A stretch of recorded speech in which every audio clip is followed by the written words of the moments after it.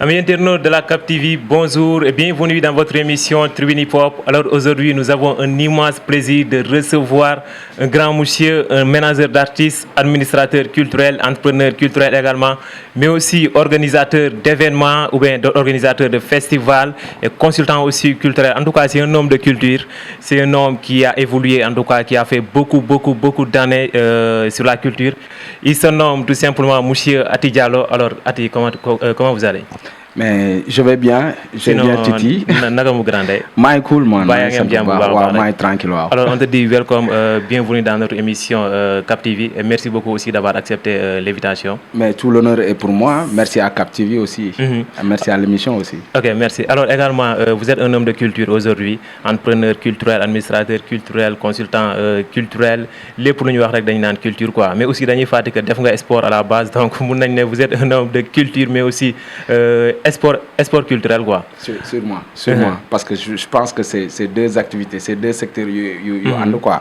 Parce que l'union en commun, la plupart, c'est la jeunesse, quoi. C'est la jeunesse, bien sûr. Donc, acteur culturel, comme formation, mais action culturelle, plus que ngay def ay projet, plus que ngay développer, des fois, on retrouver aussi action de développement, ou on retrouver aussi ay activités sportives. Donc, lolo, quoi. Alors, aujourd'hui, parcours bi peut-être ce n'était pas évident parce que c'est ay jamono bokul ak peut-être ñun suñu jamono nga xamantene dañoo ñew lu bari ñu am ben facilité bi nga xamantene mën nañ bokul ak sen jamono. Alors buñu bëggé xam Ati Diallo lan moko duggal ci culture lan la quoi? Déjà passion là non lay commencer toujours parce que mais je vous dis qu'est-ce qui a motivé la passion? Je disais que en fait c'est des amis qui m'ont motivé. OK. Pourquoi ay amis? Parce que des fois moi sax kañ la commencer di def management par exemple culturel mun na am suma waxé année sax ñen ñi mun nañ tiit quoi mais on s'amusait à l'époque on savait même pas li ñu nekkoon man ay 94 95 du temps de Big Soul Posse ñi rek yëmbal les anciens xam nañ groupe bob c'était un groupe de jeunes ay Mbota Ousmane Kanté ak Aline Soxna feu Aline Soxna donc eux ils étaient des rappeurs né ñom dañuy def rap après ma leen non man may nekk sen manager sans pour avoir autant xam sax lan mo nekk management et on s'est amusé ba commencer di def ay CM2 ñu dogo commencer na concentrer ci école baywat lolu après plus tard avec l'avènement de Atan Trap et tout ça y a les gars m'ont revu parce que dañu bokkoon ben quartier ñu topane ma néma non il faut ñu liggéey affaire bobu nak lay dogo vraiment dugat encore dans le secteur comme nañ bobu moy marqué début parcours bi début parcours bi vraiment du point de vue professionnel période bobu là quoi parce que comment ça a été? Bah écoute c'était pas évident moi je sortais juste de l'université après Def Saint-Michel je sors avec un diplôme de comptable voilà et voilà quoi di commencer di def ay stage à la marine française à travers un de mes grands et automatiquement les gars à travers Moussa 8 il est passé me dire que écoute boy nous on a besoin d'un manager et que yow lañ bëgg quoi au niveau de Atan Trap la première fois mais la moy Atan Trap c'est quoi ce nom là non d'ailleurs sa koñ sax lañ dëkk ah bon manako non écoute boy dama concentré aussi étude après ak galé affaire yoy non mais bon damay essayer xol la leen mën jappalé mais je serai pas le manager une fois que je suis venu aux répétitions xol studio bi xol tous les installations yu amone à l'époque je me suis dit mais waaw ñi mën nañ leen jappalé et là j'ai commencé à voir lan la artistes yi am lan lañu amul qu'est-ce qui leur manque et tout ça en termes de communication en termes d'organisation le trouver des cartes de BSDA à l'époque mes cartes BSDA c'était au top quoi tu vois donc moi commencé d'être démarche et plus que j'avançais plus que je prenais goût à li ma doon def alors un bon jour j'ai dit à la famille que écoute man damay dem defi management culturel wa gal ne mais management culturel yow ñu def sa formation bobu def nga sa étude am ay diplôme c'est ça voilà xam nga ñu ne ma yow dal ñu ki la yow nga nan da ngay jang musique légui on va te couper tous les robinets tu vois et c'était pas facile franchement pour un jeune qui am ay 23 ans c'était vraiment une grande galère quoi mais aussi ça a été peut-être les motiver aussi bañ tollu fini parce qu'à un moment donné on s'est dit attends li moo tax ñu renoncer à tout donc il faut mu nekk loo xamantene dañ ci xam dara duñ ci nekk profane il faut ñu dem jàngi ko moom alors là on a enchaîné des séminaires des formations tu vois des ateliers et tout ça xam dajale ay attestations des diplômes et tout ça et voilà après goût bi dugg na envie bi dem na les ambitions xam nga commencé di yaatu nga commencé gis nekk ne non au-delà d'un groupe mun naa gën a yaatal et tout ça et ça nous a amené ici aujourd'hui. Ok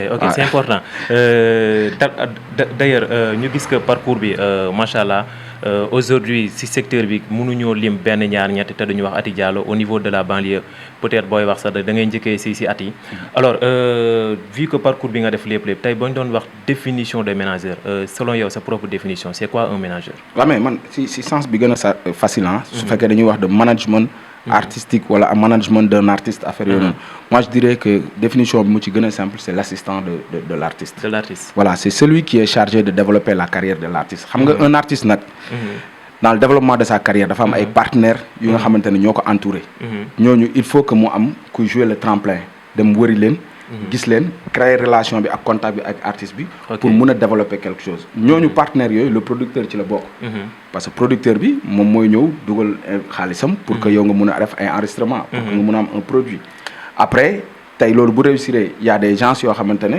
ñoom ils se chargent de ta scène ñoom ñoo lay trouver ay dates pour les concerts ñoo lay trouver ay dates pour les soirées ñoo lay trouver organiser tout ça ay tournées bu waree am ñooñu c'est les agents les impresarios wala les agents tourneurs donc ñooñu aussi si partenaire mais y a les éditeurs aussi ñi nga xam te ne tey sa musique mun nañ ko jël def ko ci ay jouets mun nañ ko jël def ko ci musique film mun nañ ko jël def ko ci ay séries mun nañ ko jël sax def ko ci defaat ko un livre c'est-à-dire defaat ko ci yeneen affaire yu kii ñooñu aussi c'est des partenaires de l'artiste donc tu vois un peu que am na ñeneen ak ñeneen xam nga ñii di nga xam te c'est des spécialistes en communication en promotion et tout ça c'est des partenaires de l'artiste léegi peut-être le manager lui parce que artiste bi par définition son rôle c'est de créer moom na yeewu binde ay textes am defar lu mu war a defar inspiré wu sa musique dem xool dem enregistrer et tout ça mais y a benn administration bu war a nekk ci ginnaaw bu war a laisser bu war a bàyyi traçabilité bu war a créer contact bu war a créer ay négociations bu war a créer ay discussions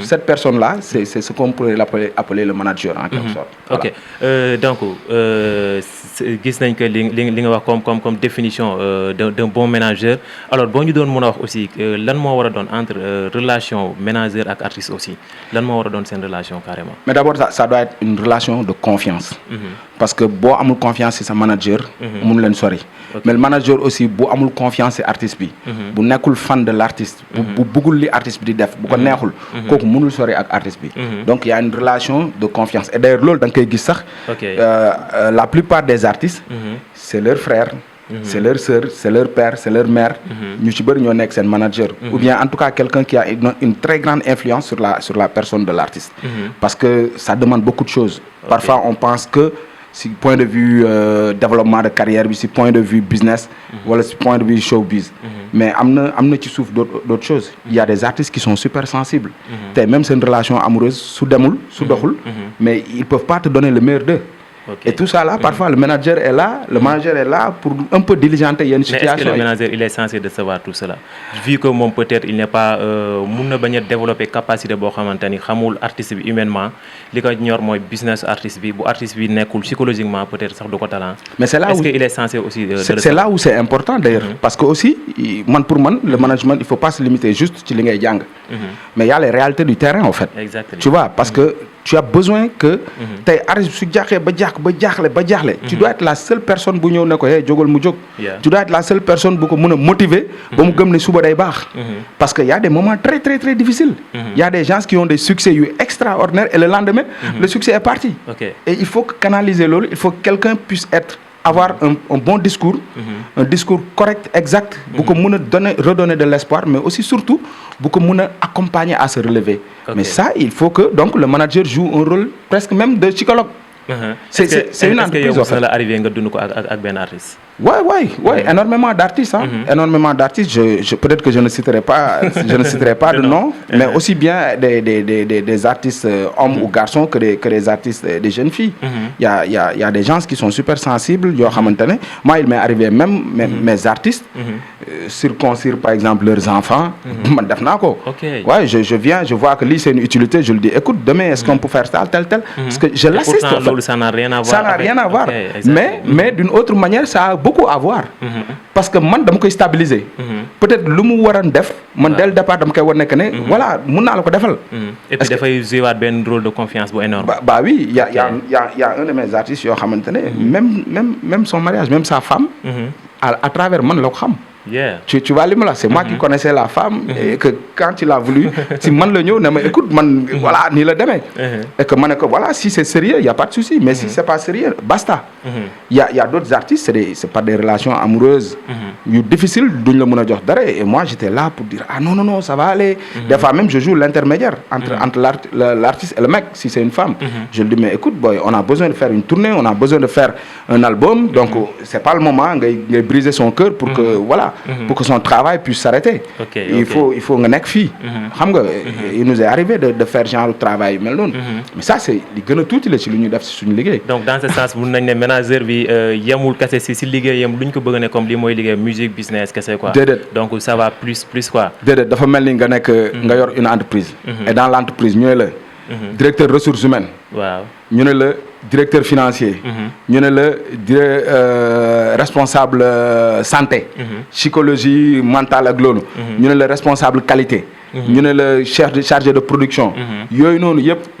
ay département la boo demee dans une entreprise. dans une grande entreprise mais dans le management. loolu yëpp le manager peut jouer ce rôle là. et sur ce mu am pourcentage mooy ñaata la si am.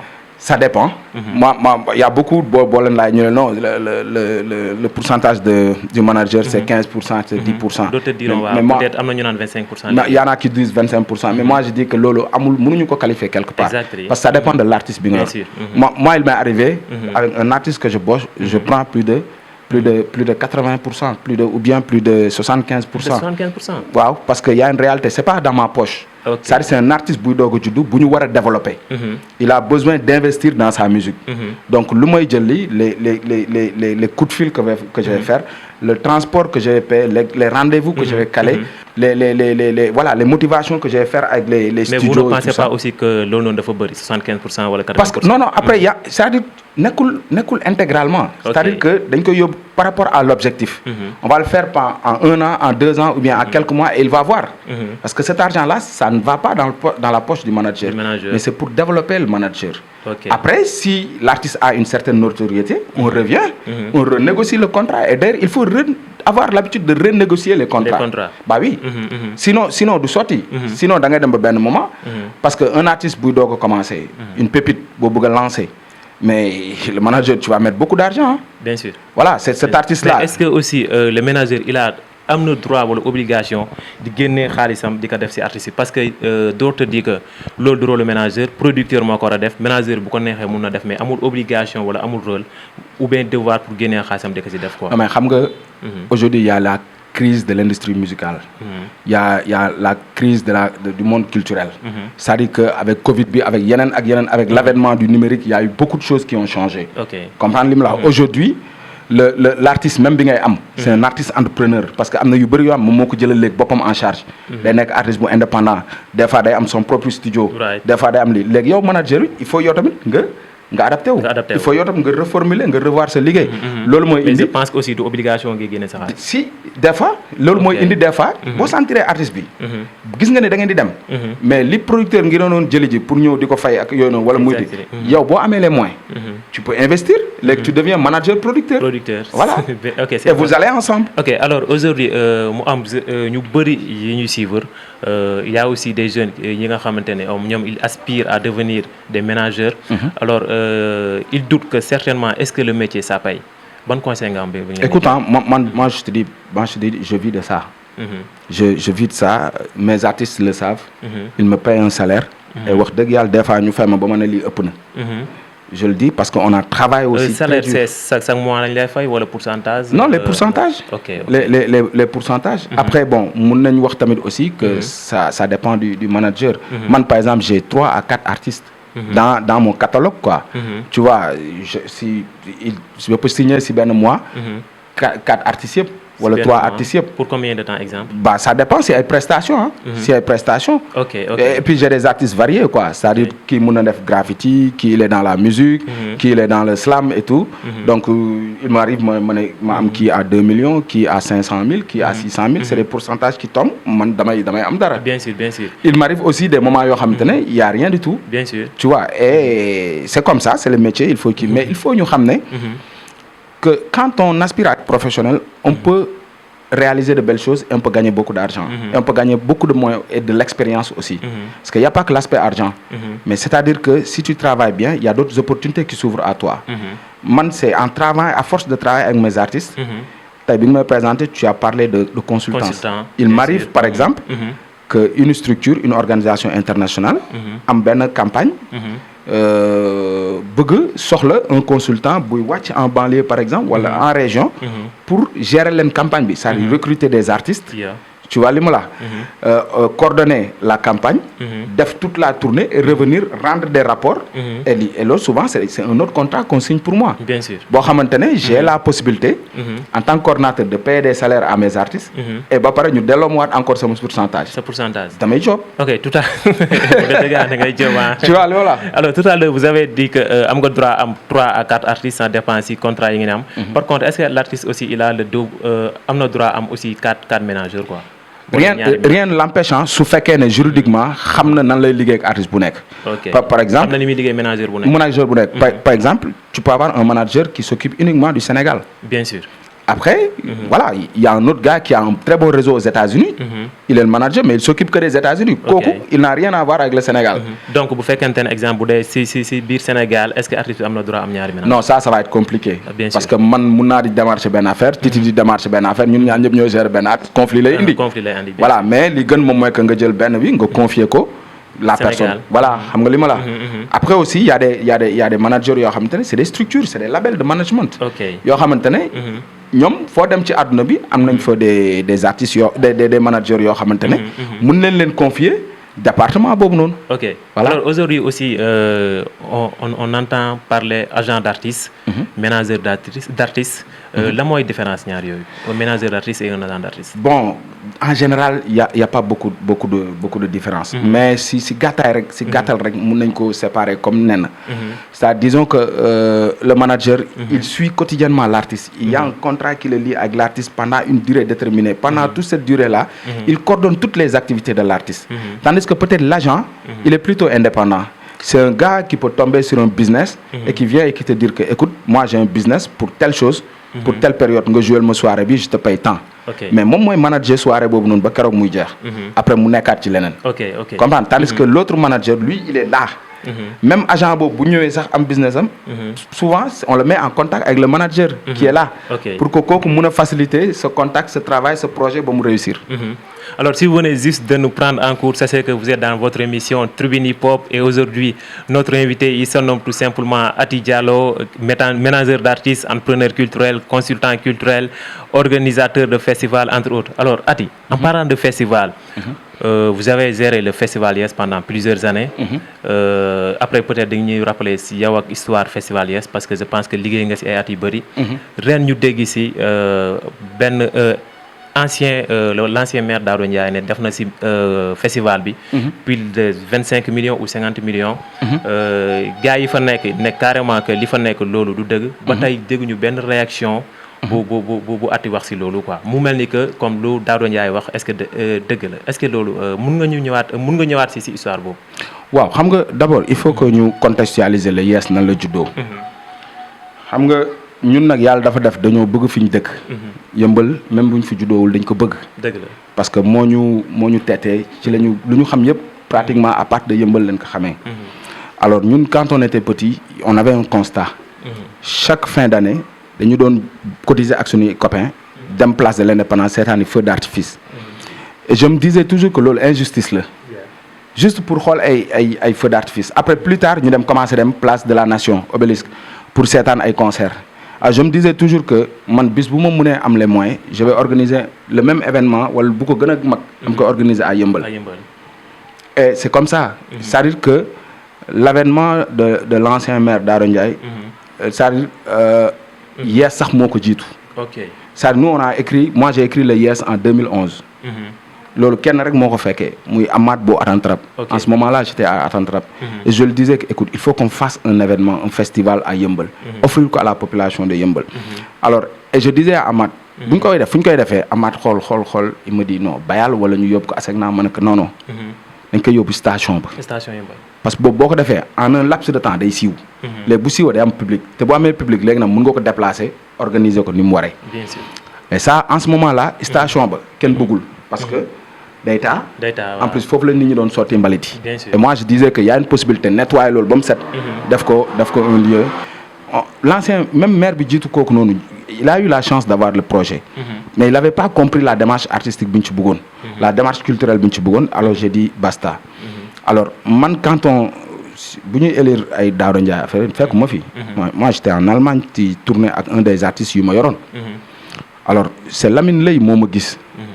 may def ben entretien bon ben maire ben ville bu tudd Weilem-Rhein au sud de l'Allemagne ma amone chance mu recevoir moom ma ko doon wax ne que dama bëgg ñu créer ben pont culturel entre Yeumbeul ak Allemagne ak Weilem-Rhein ville boobu ville mu ngi nekk biir Freiburg. Alors bi kii gisee photo bi sur Facebook Lamine Lay mu ne ma DG boo ñibbisee il faut que ma présenter le maire bu bees bi. Il y a pas de souci moom parce que li ngay def Yeumbeul yëpp dañ ko war a kii bi ma ñibbisee aussi mu mettre en contact mais malheureusement rendez-vous yi moo amoon yëpp aw ma ko. Alors ba benn jour par hasard ma dem di récupérer sama carte d'identité bu bees. à la préfecture ñu daje fa. En plus mu nekk ak Lamine Lay présenté ma ko. J'avais la carte bi ma maire boobu bindaloon ma ne ko voilà li ma doon démarché. Mais ce maire là. Il veut que mu institutionnel bind ko. boo ko bindee après ngeen xool nu ngeen mën a liggéey. Carte bi ma ko joxee man sax amaatuma copie carte bi boobu laa ci gëjee xam. Alors, il m'a reçu, au bureau, il m'a demandé qu'on bosse. Je lui ai dit que, écoute, moi, je ne suis pas quelqu'un qui fait de la politique. Mais par contre, c'est le secteur culturel. Si je veux développer quelque chose. Alors, il m'a demandé, il m'a dit que je n'ai pas encore fait quelque chose pour les artistes. Est-ce que vous me proposer quelque chose? Alors, c'est Maguette Colli à l'époque qui a dit, mais mère, il a écrit un projet depuis 2011. Est-ce que vous pouvez revaloriser votre projet? Et on a réactualisé ce projet-là. Et ce projet, c'est le Festival Yes. C'est le Festival Yes. C'est Yeumbeul en scène. C'est mettre tout ce qui est patrimoine culturel yeumbeuloise en scène. Alors, si tu veux quelque chose de grand, ça coûte combien ça? Si tu veux quelque chose de moins, ça coûte ça. Si tu veux quelque chose de petit, ça coûte ça. Et du festival, c'est un événement. Si ça réussit, on essaie de développer sous forme de festival. Et ce que nous avons aussi, c'était tisser une relation, c'est-à-dire créer un cadre d'échange entre les acteurs culturels et nos autorités. Ils ont opté pour faire un événement. On a fait le 18 décembre 2016, si je ne me trompe pas. Moi, une grande réussite. Mais on s'est rendu compte que nous pouvons faire en plusieurs étapes. 2-3 jours peut-être à faire. Et c'est comme ça qu'est né le festival. Maintenant, il y a des choses qui nous pouvons moi, l'eau amul preuve avec écrit à l'appui. Man mënuma cautionner, man mënuma ci wax lolou daf may perdre du temps. Tu vois li ma la, c'est-à-dire ñi ma xam bari na. Ñi ma liggéeyal ci festival bari na. Il y a des gens ñi ma jobal ci festival, ils savent que boy suba le festival, on n'a pas le budget. On sait même pas là lañu am comme budget. Yu ci bari man may avancer de l'argent pour xol na lañ ko mëne wala mo jouer sur nos relations. Ku ci nekk jouer sur le woté ay affaire pour ñu tek dara. Alors l'ex-maire Daouda Ndiaye a fait quelque chose parce qu'il a eu confiance aux Yeumbeullois pour nous faire affaire. Mais ça se limite à ça. Après, ils ont une certaine démarche assez politique. Mais moi, je me disais que l'essentiel, c'est qu'on puisse mettre en place quelque chose. Même moi, si je suis des conneries. Et je pense que ce pari-là, on l'a réussi. Parce que le Yes, chaque année, si décembre, maintenant, on a reçu de l'argent et tout ça. Mais tout le travail que j'ai fait, à chaque fois je défends les artistes. Vous croyez que je serais capable de recevoir une manne financière alors que les artistes, on les paye même pas, on les motive par transport? Non, il y a des choses, c'est pas logique. Est-ce qu'il y a un comment? Alors, c'est pas moi qui a dit ça. Qu'on demande à la personne qui l'a dit, nous j'aurai des preuves à l'appui. C'est pas à moi d'aller justifier ça. Et je réponds pas et j'attends à ce que, concrètement, li nga xamantene mom moy les démarches qu'il faut. Moi je bu jotté après ñu éclaircir. Mais une chose est sûre et certaine. Mais est-ce que moi aussi bam ko waxé yow saisir nga ko personnellement? Non, je l'ai parce que il me l'a pas dit en fait. OK. Man waxuma dégg ko. waxuma ko directement. Après s'il le fait ak nu mu ko defee est-ce que daf ko wax ne depuis début bi ba léegi wala est-ce que dafa ne si même moment bi la ko def loolu noonu yëpp ça le concerne à lui. Mais moi ce qui est sûr et certain. moom mooy que ne man musul je le dis haut et fort. musul am événement yes bu am. man ma téye au minimum ma téye 2 millions wala 2 millions 500 musul am. comprendre nga li ma la wax. Et je pense qu'une fois la faille, les artistes, liste j'ai jamais payé les artistes. Bien sûr. On me donne l'argent et je dis, donnez à telle personne, nous diligenter les. Est-ce qu'il y a encore sonorisation de nous, c'est des factures qu'on amène et qu'on paye. Et il y a des événements où même la sonorisation n'a pas été payée. Hein. C'est nous qui avons fait l'avance, c'est nous qui avons payé ça. Mais les gens, ils oublient. Quand on fait quelque chose, nous, qu'est-ce qu'on en gagne? Okay. La première fois qu'on a essayé même de nous motiver, c'est pas payant de nous motiver. Ay bon d'essence la ñu may man sama bon d'essence ci buntu bi laa ko may parce que aw ma oto. Je dis j'en ai pas besoin, je le fais pour yëmbal. lu ma ci investir ce que je gagne. Dans mon travail je le gagne. Mais nag je pense que lu ma am aussi. dama ko war a indiwaat yëmbal parce que y a un grand frère. bu ma respecté bokk na ci li ma def sax retour pour di travailler à yëmbal. 2014-2015. on faisait benn panel bu mag. à Africulture Bonne avec les plus grands organisateurs de festivals africains et ñoom Monza et ñoom Amadou Falba que je salue de passage et tout et je parlais li ma def ci Festigraphie yëpp le festival international de graffiti et il y a Gérard Gomis qui se lève et qui me dit tu as fait beaucoup de travail on est fiers mais qu'est-ce que tu as fait pour Yeumbeul alors cette question m'a tellement tiqué et yàlla xam na ne le yes c'était même pas moi Gérard moo doon def moo ko waroon def Gérard moo ma jëli ji. na ma bàyyi li ngay def yëpp ñëwal nga liggéeyal ma lii. je le dis grand lii mu ne ma sama yoon nekku si ñëwal nga liggéeyal ma ko. et c'est pas pour rien à chaque fois. il m'appelle pour s'excuser parce que dégg naa si lu ne. dëgg la mais saa waay il faut avancer. il faut xool lan la ci Yeumbeul gagné. Il y a eu beaucoup de gens qui ne connaissaient pas Yeumbeul à travers Yes bi ils l'ont connu. Bien sûr. Il y a eu plus de 60 artistes yeumbeullois qui ont joué dans ces 6 dernières éditions ou 5 dernières éditions. Au minimum, il y a un budget culturel qu'on ne savait même pas combien. Au minimum, même pour 1% de ce budget-là, ou 0,5% de ce budget-là, on sait qu'on a donné des cachets ou bien on a donné du transport à des artistes. On a amené de la logistique, son, lumière, strat, normal, Yes. Pour moi, c'est ça qu'il faut capitaliser. Après maintenant ay gagné naa dara boy tu penses que man su ma amoon su ma mooni dinaa fi nekk di jël ay njaga njaay ak affaire yooyu noonu. Tu penses que dinaa ñëw di tëkk suñu kër ba léegi. C'est-à-dire il faut que les gens arrêtent ça. Après nag maintenant kuy wax c'est son problème. C'est son problème mais man je sais que yàlla xam na ne ñi ma liggéeyal aussi ci projet bi ba durant tous ñoom xam nañ que ne 1 franc. laaluñu ko ci projet boobu noonu parce que on pouvait pas le faire. parce que y avait tellement de manque. Bien sûr. Voilà, que l'union intéressante, moi, nous réussir. Voilà. Alors, c'est important et je pense que nous avons réussi pendant 6 années. Alors, est-ce que nous avons aussi festival Yes année? Mais on est dans cette continuité-là. Hein? Parce que moi, je rappelle, je l'ai toujours dit, on a voulu travailler avec l'autorité locale Bounekfi, la municipalité. On n'a jamais travaillé avec une personne, avec la personne de Titi. C'était avec la municipalité. Après cette municipalité-là, nous, on va continuer. Parce qu'en réalité, c'est un projet culturel. Ce n'est pas un projet politique. Tu m'as vu récemment, il y a même les DJ Awadi qui dit qu'il sera là l'année prochaine. Et je pense que, et ça, c'est un appel que je lance à tous les Yeumbeullois. Qu'ils sachent que on a un défi à relever. Bien sûr. À un moment donné, Yeumbeul, c'est les faits divers, c'est des cas de vol, d'agression, de viol. Mais cette jeunesse-là, nous sommes des guerriers, des redorer le blason de Yeumbeul. Aujourd'hui, nous sommes fiers de Yeumbeul. Aujourd'hui, on réunit Thiaroye, on réunit une partie de Guédiawaye, Keur Massar, Malika, nous sommes en décembre, nous di feto. Jusqu'à Fass Mbao, jusqu'à Boune. Mais c'est grâce à qui? C'est pas grâce à Ati, c'est grâce à cette jeunesse yeumbeulloise culturelle. Beaucoup indi sa apport. Et c'est nous tous qui gagnent à la base. Ok. Alors c'est important, on me signale que l'une de ces temps Boriwoul, mais on va essayer de poser toutes les questions et de répondre aussi brièvement. Alors, on va parler aujourd'hui, nous allons sur côté digitalisation des choses, plateforme entre autres, parce que nous avons bien ère numérique. Alors, bonne gis-gis nga am ci lolu. Mais gis-gis mo ci am mom moy que déjà artiste bi ci bopam wala acteur culturel bi mo xam ci ban secteur ngay liggéey ci culture bi da nga wara adapter wu parce que tout est digital. Tout est question de numérique. Il faut que d'abord li ñu priorité bi moom mooy que les spécialistes yu ci nekk. ñu indi leen ñu jàngal ñu parce que ñun du lépp leen xam. ñu xam man sama artiste dama war a xam maintenant comment monétiser. ses streaming. Comment monétiser son travail à travers le numérique, à travers le digital. C'est très important parce que des na tuuti peut-être. Des na tuuti même. Artiste bi li muy liggéey sax par sur des appareils numériques la koy liggéeyee. Bien sûr. xam nga on l'a vécu un peu avec la Covid bi. Bien sûr. Il y a eu beaucoup de concerts yoo xamante ne c'est des concerts digitales, c'est des concerts numériques. Il y a pas physiquement. Il y a que l'artiste et son groupe qui est là-bas. Et qui joue et après c'est cette vidéo là qu'on distribue un peu partout dans le monde. Et que les gens di ko streamer di ko seetaan. loolu waruñu fi bàyyi dañu war a ànd ak moom.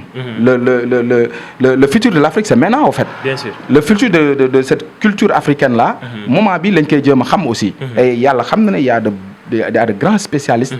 ils peuvent nous accompagner. Ok c'est important aussi tey dañuy dégg wala sax souvent débat bu dañ koy soulever comment on peut industrialiser notre musique surtout en l'occurrence peut-être la musique populaire ou aussi le rap en tout cas naka nga jàpp ne war nañ ko mën a def ba culture bu ñu nekk wala système musique bi ñu gën kaa mën a gën a industrialiser. Mais il y a beaucoup de facteurs.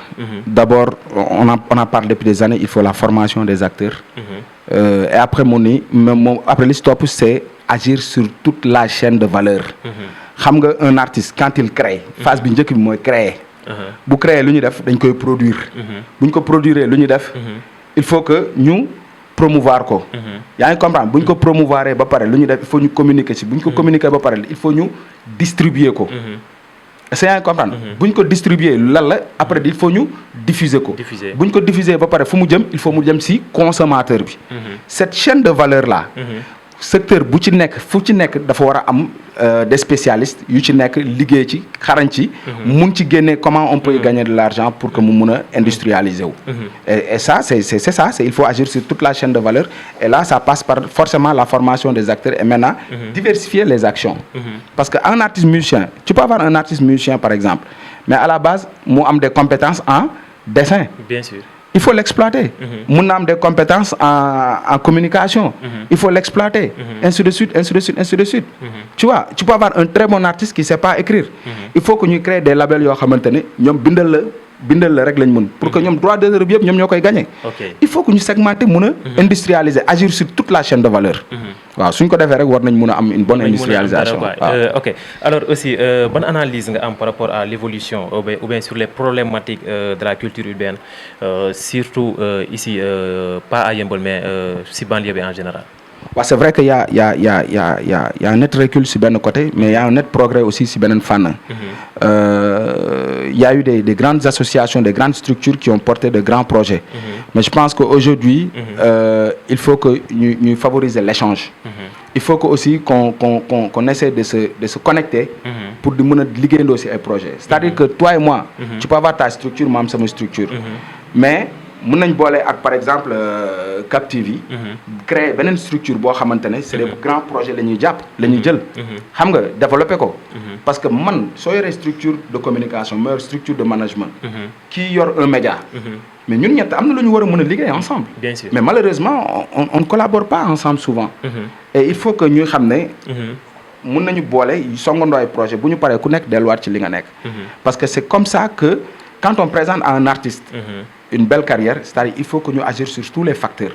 pour que moom mu mun a am une certaine visibilité mun a développer sa carrière le plus rapidement possible et ça va passer par nos connexions yu ñuy créer.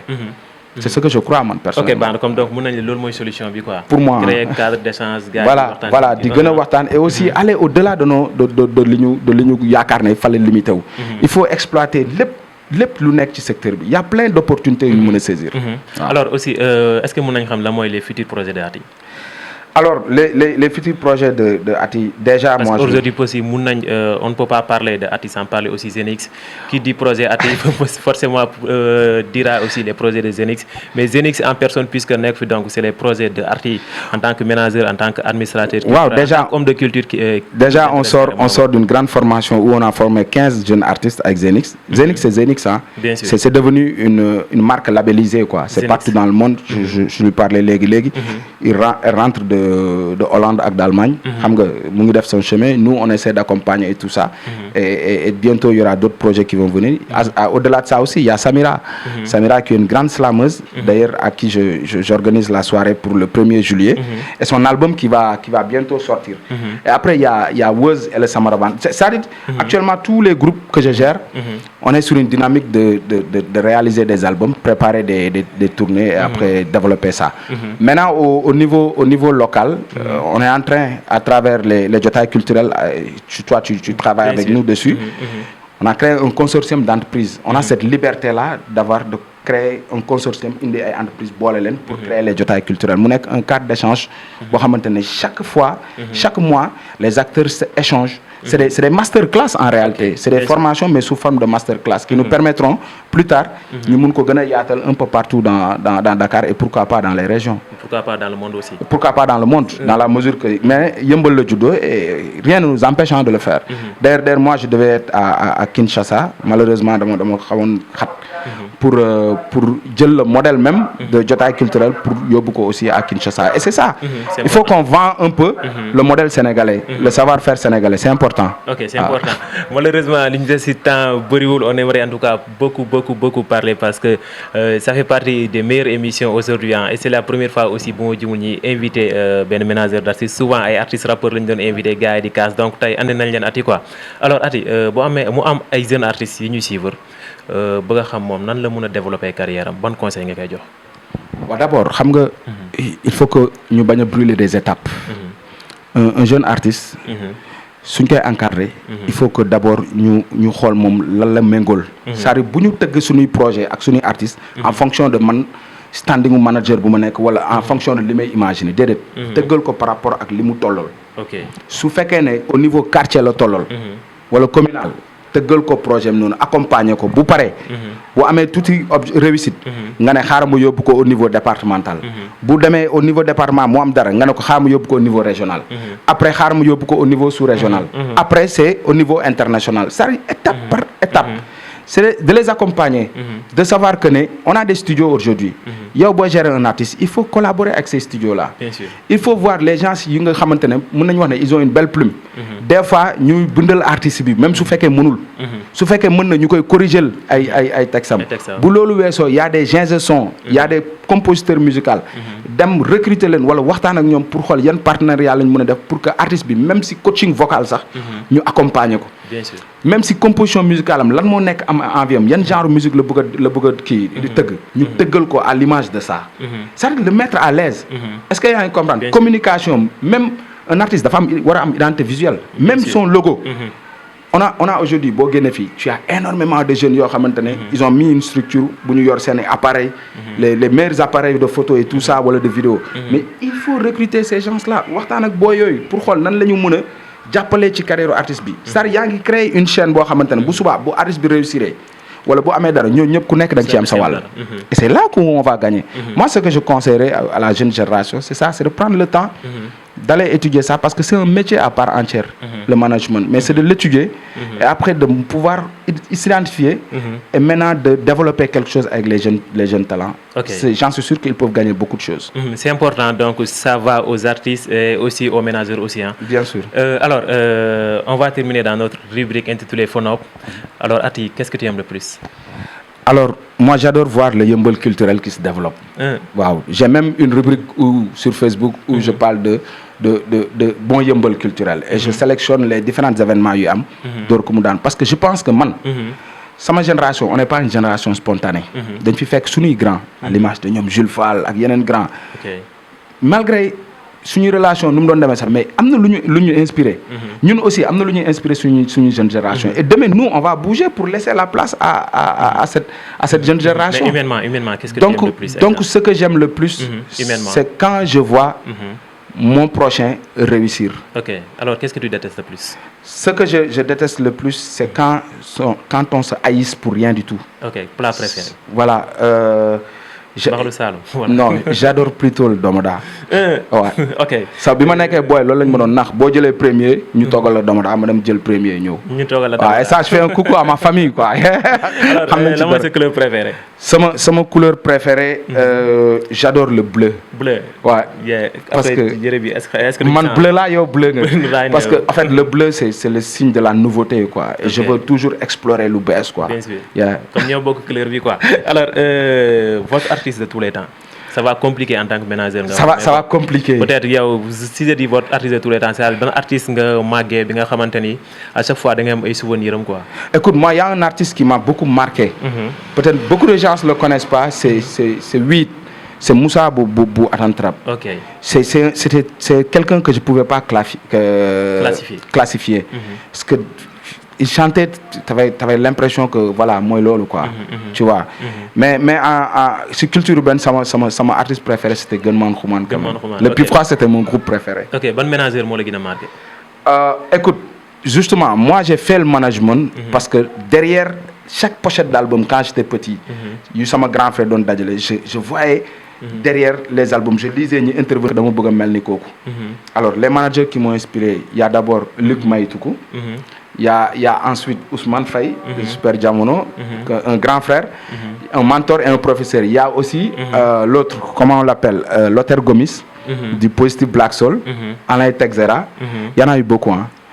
Mais un de mes fans quand même, un manager que j'adore, c'est Émile Thiaw de Foukenkouk. Ok. Nous avons aussi Émile Zunumumberde. Zunumumberde, yeah. L'album de Foukenkouk arrive. Hein. Ah, ça c'est une exclusivité là. À Cap TV. Non, donc en année en début 2023. Ça je te le dis. Un grand album. Donc, album Foukenkouk. Alors, single de tous les temps. Le single de tous les temps, single. Je dirais que Better Days de Duo. Récemment, le groupe de slam Zenix et Salengari.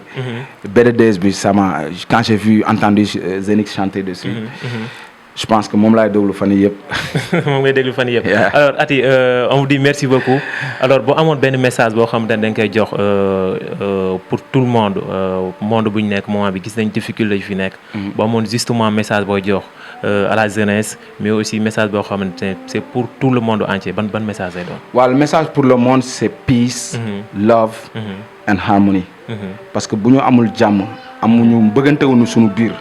Samuñu lu climat bu baax suñu biir duñu mëna def dara mu neex ñu dang koy def ba paré même boko réussir tu le fais avec un pincement de cœur mais bu féké les yëmbal wa lu mu leen di wax la c'est j'encourage tout le monde c'est-à-dire que il faut que ñu xamné on est nous dans nous xam nga des fois mën nañu am ay ñak dégo mais il faut qu'on écarte tout parce que force yëmbal moy que titi da ngay xey suba ba ngone wa yëmbal diko tag diko waxal lu baax amna ben copine Fatou Kiné Diop néna ñun yëmbal dañoo yor jikkoy mandikat sari ñun dañuy gërëmante rek et ça man pour man suñu valeur la waaw parce que titi dafa ñëw fekk mo ci Facebook naan ma grand merci beaucoup big up grand man makoy def lolu mu koy def keneen ak keneen et lolu suñu force la lolu ñëpp Facebook yëpp yëmbal yëpp réseaux sociaux da xoral nañ ñu ko ñun jikkoy mandikat la mais bu positif c'est bien lolu dama bëgg ñukoy gëna konné lu baax la alors merci beaucoup. Sinon j'aimerais aussi remercier Cap TV. Non merci à toi. Remercier toi parce que gis na fi nga joggé ak fu nga exi. Non merci beaucoup. Mais yalla na yalla gëna sam la gëna défaral lepp et nous on rêve d'avoir notre télévision à nous aussi. Merci beaucoup. Je pense que Cap TV peut faire la différence en tout cas. Bien sûr, Inch'Allah. Avec Bossi Ñëwé. Mais bien sûr, dañ ci japp by force. Inch'Allah. Alors merci beaucoup, ça a été un énorme plaisir justement d'en tenir avec monsieur Ati Diallo. Merci à toute l'équipe de Cap TV, merci à Diop comme d'habitude ak suñu stagiaire bu bess bi. C'était votre émission intitulée Tribune Hip Hop. On se donne rendez-vous prochainement avec un autre invité. Jaajëf. Hi, check it.